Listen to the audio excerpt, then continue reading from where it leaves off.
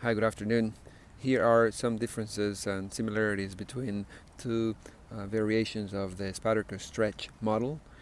Okay, both are sporting the same blade steel, the excellent and hard-wearing ZDP-189, Japanese-made, high-performing steel that can rust on you if you're not careful. You see some discoloration, beginnings of rust in the blade, some blade areas here.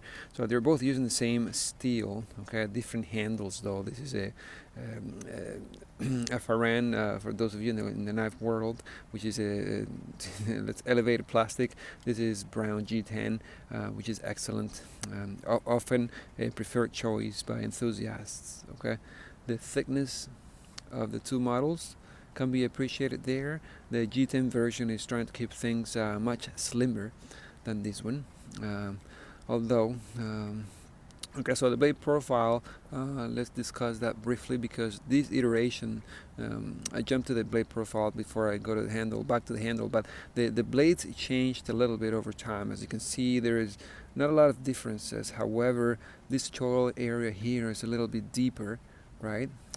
The curve is more pronounced, okay, where your finger, the choil for your index finger is more pronounced on this iteration. Okay, and it's also more comfortable because there's more area for your index to rest on right here, while these always, before this one came out, this always felt a little bit rushed is not the word, but not as comfortable, let's say, not as deep, right? It's not Cali 3.5, not Cali deep. You don't get the same feeling. This is, you can tell it's in the same family, it's the same heritage of choil ergonomics. The blade thickness, I don't detect any differences in any of them. In both of them, they're about the same, perfectly slicey machines. These are one of Spyderco's most slicier designs. They do cut quite well. Not an aggressive blade profile. It does not intimidate non-knife people, which is something that I like. Okay, and the blade grew just a tiny bit, guys. I mean, millimeters. Not by much. It did grow a bit, which is always appreciated if you use your knife for utility, for kitchen duties, which I do often. Okay, they're both carrying a deep carry clip. They came with your standard Spyderco clip that's not as deep, although you could position them in all corners. But the main discussion point here, the main talking point, is really the handle ergonomic changes. This handle is a little bit longer as well, okay? And by increasing the handle length, they had to make some compromises on the curves. So this curve here is not as pronounced anymore on the new model, which is one of the biggest win of this iteration of the stretch. The curves in the handle work better, in my opinion, much better for my larger hands. There's just pleasant touch points, especially here in the back of the handle.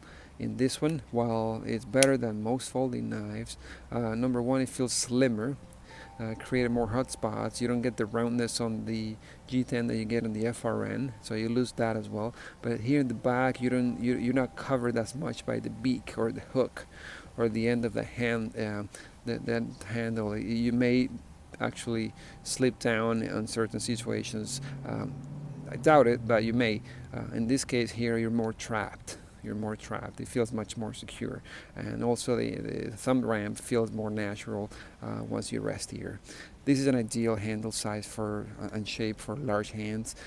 This is also comfy, but it's not that next level. Okay, so what you gain, the looks and durability of the G10, the length of the blade, you probably lost on the handle ergonomics as well. You also increase carry capabilities with the new version because it's slimmer, right? It won't take as much bulk in the pocket. But I just wanted to compare those pros and cons of each model, of each version of the same Spyderco stretch successful line. Thank you.